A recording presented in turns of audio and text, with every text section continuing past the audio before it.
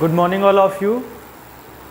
Today I am going to start chapter number 2, lecture 3rd of class 9th, the making of constitution. Today we read about how Indian democracy works. आज मैं आप लोगों को केवल lecture दूंगा, आप लोगों को ऐसे समझना है कि प्रजातंत्र जो है अपना भारत का वह कार्य कैसे करता है। आप लोगों ने इस चैप्टर में पहले से ही पढ़ा कि संविधान जो है वह बनाया गया और उसमें प्रजातंत्र को बताया गया कि लोकतंत्र ही होगा, भारत में लोगों का शासन होगा। और इसमें आप लोगों ने देखा कि समिति बनाई गई, ड्राफ्टिंग कमेटी, जिसे भीमराव अंबेडकर ने बनाया 1947 में। इसका गठन हुआ प्रारूप समिति का। इस तरह से बहुत सारी कमेटीज़ बनाई गई जिनका अलग अलग उद्देश्य और वो लोग अलग अलग कार्य किए अपने देश के लिए। और जैसे प्रजातंत्र जो है वह कार्य कैसे करता है, आप लोगों को यही समझना है इसमें। तो प्रारूप समिति जो बनेगी वो एक डिफिनिट उन लोगों की गाइडलाइंस होंगी उन चीज़ों पे। जैसे बहुत सारी चीज़ें थी कि उस समय भारत केवल आज़ाद हुआ था और उस समय कुछ भी कोई प्रोग्रेस नाम की कोई चीज़ नहीं थी। अंग्रेज़ जो थे पूर्ण रूप से हम लोगों को हर तरफ से लूट कर लेकर चले गए थे। हम लोगों के पास कुछ नहीं रह गया था, मतलब शून्य थे उस समय हम लोग। तो शुरू से एकदम शुरुआत हम लोगों को करनी थी हर चीज़ की, चाहे वो तकनीकी हो, किसी चीज़ किसी भी तरीके का विकास हो, चाहे शिक्षा हो, चाहे जो चीज़ हो। तो सबसे पहले चुनाव होना था। उस समय चुनाव होना था कि जो राजनीतिक पद थे उन पे कैसे लोग बैठेंगे, कैसे शासन चलेगा। संविधान तो बन गया था, लोकतंत्री भारत हो चुका था, लेकिन उसमें अब ज़रूरत थी कि चुनाव आयोग, जैसे अगर अभी ऐसे पूरे बहुत सारे लोग हों, एक यूनियन हो और उसमें चुनाव अगर होना होगा, तो ऐसा तो है नहीं कि वो बिना किसी आयोग के, मतलब कोई ना कोई कमेटी होगी, एक ना एक लोग ऐसे समूह होगा जो चुनाव करवाएगा। तो उसके लिए एक चुनाव आयोग की स्थापना की गई। चुनाव आयोग की स्थापना 25 जनवरी 1950 में हुई, जिसके द्वारा जितने भी राजनीतिक पद हैं, चाहे राष्ट्रपति का, उपराष्ट्रपति का, प्रधानमंत्री का, जितने भी पद हैं सबका अलग अलग तरीके से, किसी का सापेक्ष, किसी का निरपेक्ष। सापेक्ष मतलब जनता द्वारा चुने गए और निरपेक्ष मीन्स होता है जनता द्वारा चुने गए प्रतिनिधियों के द्वारा जिनका चुनाव होता है, वो होते हैं निरपेक्ष, जैसे राष्ट्रपति का चुनाव होता है। तो उसके बाद प्रजातंत्र के हिसाब से उसमें ये बताया गया कि वर्णित है कि जो कार्यपालिका थी, व्यवस्थापिका, उसके 2 सदन हुए। कौन कौन से? लोकसभा और राज्यसभा बनाए गए। लोकसभा के जो सदस्य हुए उनकी उम्र, जो लोकसभा के सदस्य होने थे उनकी उम्र कम से कम 25 साल होनी चाहिए थी, उसमें ये लिखा गया, बताया गया। और लोकसभा के सदस्य होते थे उनका चुनाव 18 साल से कम उम्र के कोई भी इंसान, मतलब 18 साल से अधिक उम्र के सभी व्यक्ति वोटिंग करके उनका चुनाव करते थे। और लोकसभा के जो सदस्य होते थे उनकी उम्र कितनी होनी चाहिए? कम से कम 25 साल। और यह लोकसभा भारत की होनी चाहिए, यह आर्टिकल 81 में बताया गया है, अनुच्छेद 81 में। और इनका जो लोकसभा के जो मेंबर होते हैं, इनका कार्यकाल जो है वह 5 साल का होता है।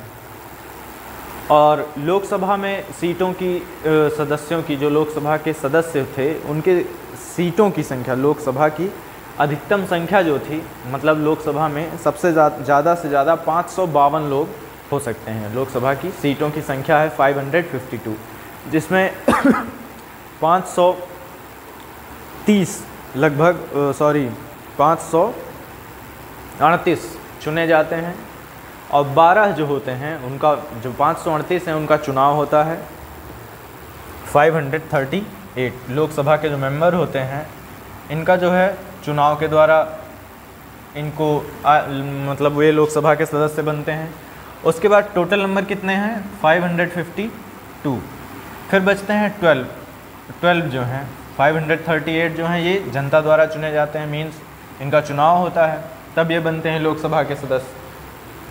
उसके बाद जो 12 होते हैं इनको किस बेसिस पे राष्ट्रपति, आप लोग कह सकते हैं राष्ट्रपति के द्वारा इनका चुनाव किया जा सकता है, या फिर जो लोकसभा के अन्य सदस्य होते हैं वो लोग, जैसे आर्ट है, कला, साहित्य, लिटरेचर, प्ले, खेल जो हैं, इन सारे क्षेत्रों के जो विशेषज्ञ होते हैं, मीन्स इन सारी चीज़ के बारे में जिन्हें बहुत ज़्यादा जानकारी होती है और जो एबल होते हैं अकॉर्डिंग टू लोकसभा और राज्यसभा, मतलब इन दोनों के सामंजस्य के अनुसार कि इन लोगों को इस पद पर रखा जा सकता है, तो उनको जो है बिना चुनाव के 12 जो सदस्य होते हैं उन्हें कला साहित्य के क्षेत्र में, खेल के क्षेत्र में जो और समाज सेवा, सोशल डेवलपमेंट के क्षेत्र में जितने जो लोग आगे होते हैं उनकी 12 सीटों पर वो लोग बैठते हैं और बचते हैं 2।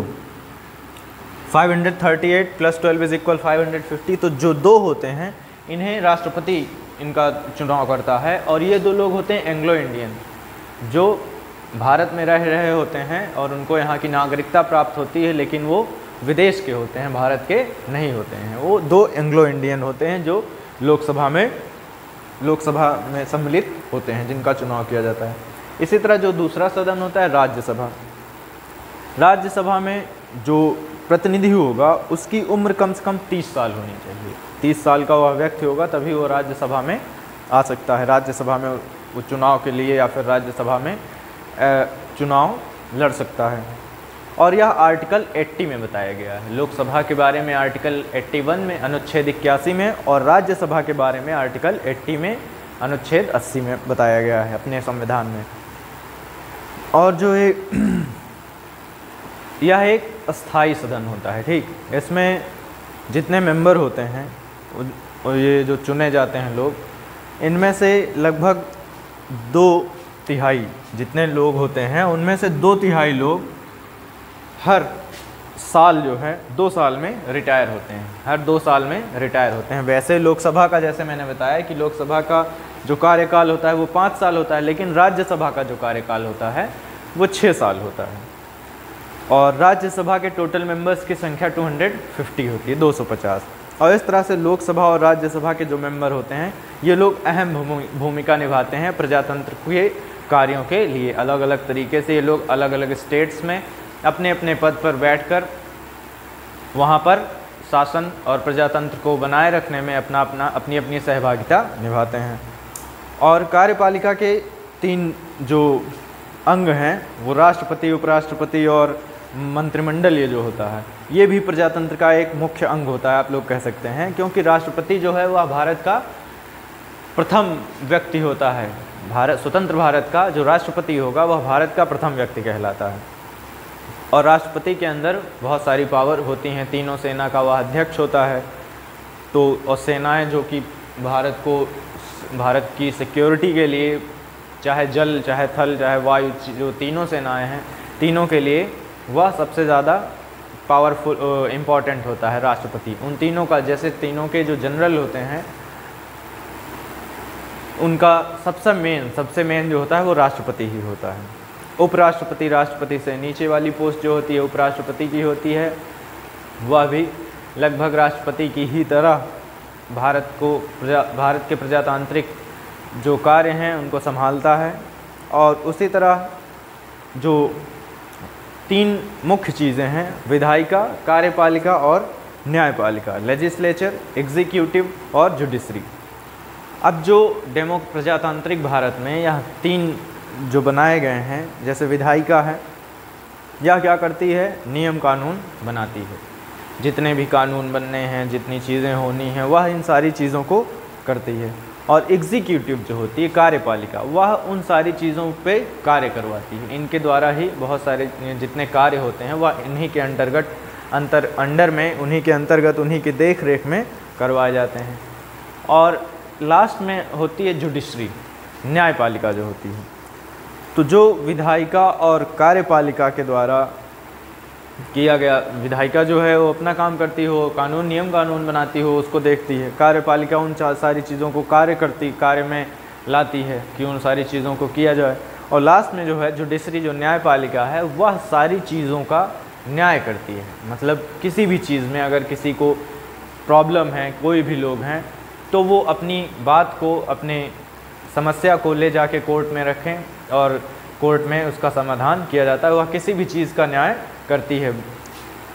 और इस तरह से जो अपने भारत में टोटल 24 वो न्यायालय हैं, और सुप्रीम कोर्ट एक है, आप लोग जानते ही होंगे, दिल्ली में।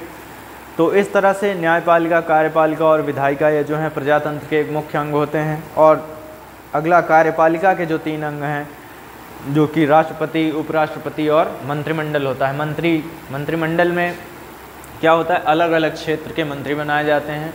सेंट्रल मिनिस्टर होते हैं, राज्य में भी मिनिस्टर्स होते हैं, उनकी भी मिनिस्ट्री होती है, मंत्रिमंडल होता है।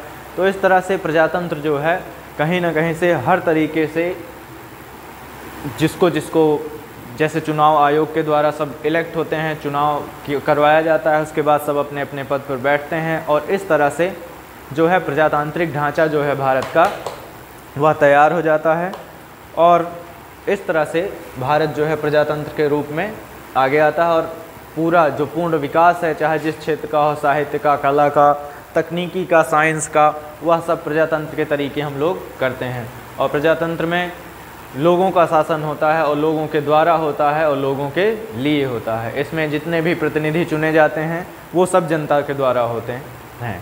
इस तरह से अब आप लोगों का ये चैप्टर जो है समाप्त होता है। अगर आप लोगों को कोई प्रॉब्लम, कोई डिफ़िकल्टी हो तो आप लोग अपने स्कूल के व्हाट्सएप नंबर 8576879375 पर पूछिएगा। Thank you.